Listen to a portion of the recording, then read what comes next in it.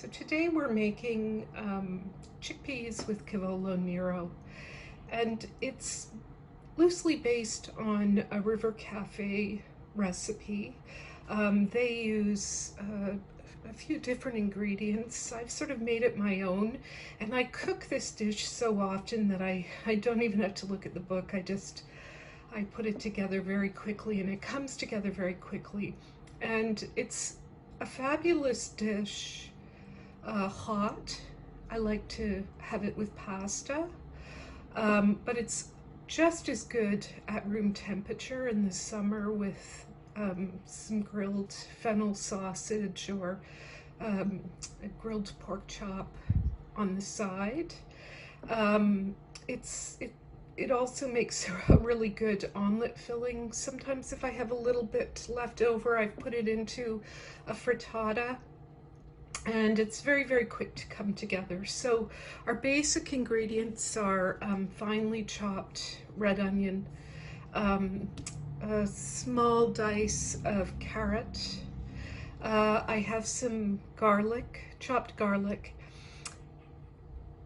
Traditionally, chili flakes would be used, but I have some bird's eye chilies in my fridge that I wanted to use up. I use a bay leaf. I'm using rosemary. Basil is really good. So is thyme. Summer savory would be really good in this as well. And there's some white wine in the back and chickpeas. And I don't like canned chickpeas at all. I don't like their texture. I could, go into detail about that, but I'll spare you. At any rate, I cook beans, and I usually cook them in bulk. I'll cook a large pot. If you had, I don't have one of those instant pots, but if you did, they cook very quickly. And then I just freeze some of the chickpeas or the beans, whatever I'm cooking, with some of their liquid into 500 ml containers, and they're perfect. I can pull them out of the freezer quick. And then I'm using these canned cherry tomatoes, which I like a lot. Moody also makes canned baby Roma tomatoes. I like them a lot in sauce. And so we're using some of those. And then we're using in this, this is called, sometimes you see it called lacinato kale, dinosaur kale. The Italians call this Cavolo Nero. And I've just stripped it from the woody stem and discarded the stem. And we're going to put this in towards the end of cooking. This, unlike curly kale, this kale is quite tender. And I like cooking with it a lot. I often throw it into pasta. I'll chiffonade it or make ribbons with it and throw it into a quick pasta. I also really like salads with this. And some people say to massage the leaves to make it more tender.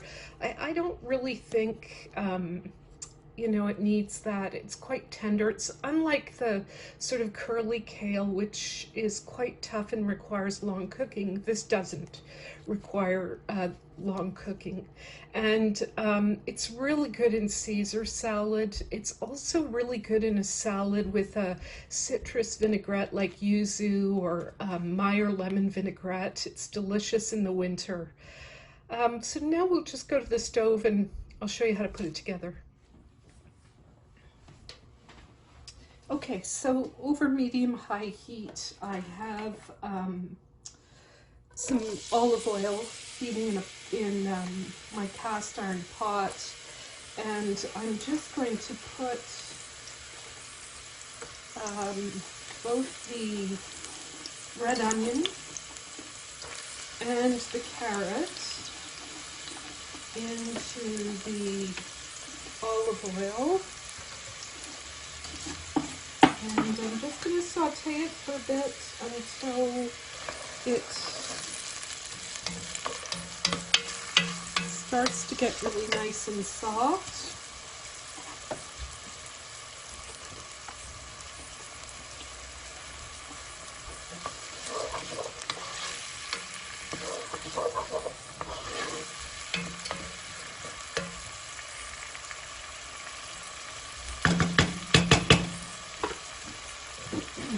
And I'm just going to give it a bit of a season with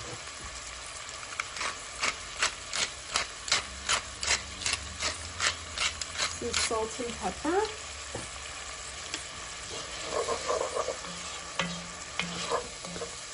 And I'll just let that cook away until it starts to soften.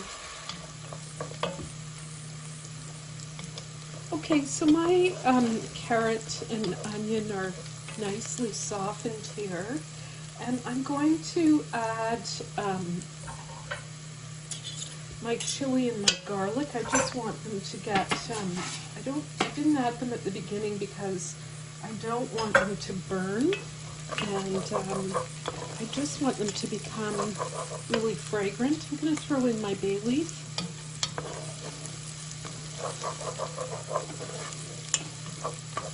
And I'm going to add a bit of rosemary to this too. And I'll just add a bit, and then if I need a bit more, I'll add it later. So it just smells terrific in here right now. And then to this, I'm going to take a bit of white wine. And then I'm just going to let the white wine reduce a bit. So now the wine has mostly reduced. I'm going to add my chickpeas.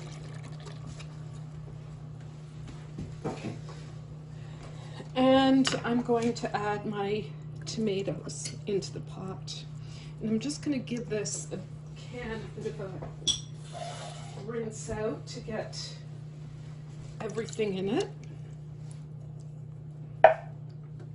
One of the things that I like about using the cherry tomatoes is the texture they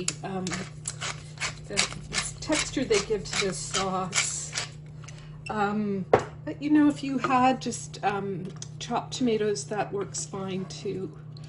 So I've seasoned this a bit, and I'm going to let it simmer away. I'm going to give it maybe about 15 minutes on medium heat, and I'm going to let it simmer away, and then I'm going to add my Cavolo Nero a bit. And now I am going to put in my Cavolo Nero, and you might think, wow, that's a lot. But it's kind of like spinach. Once it's in the liquid, it is going to cook down, and it'll be perfect. And I like a fair bit of greens in this sauce. I call it a sauce, but technically this is a side dish, a vegetable side dish. So I'll actually just partially cover it for a few minutes and just let it cook down.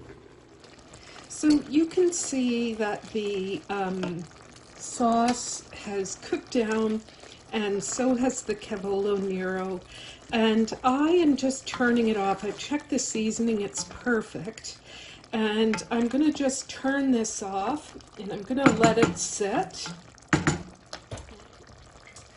So the only other thing that I like to do at the end is just add a goodly amount of extra virgin olive oil, and I'll just let that sit.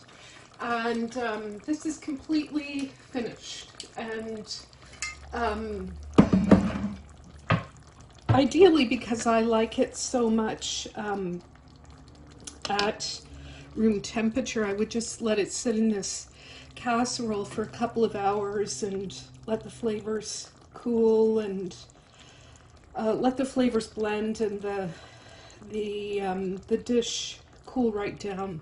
So that's as difficult as it is. It's a dead easy dish. It's so nice.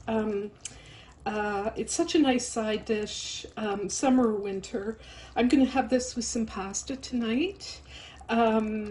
And it also freezes really well. So There's likely going to be a container of this that'll go into the freezer for another meal on another night. That's it. Chickpeas with Cavolo Nero.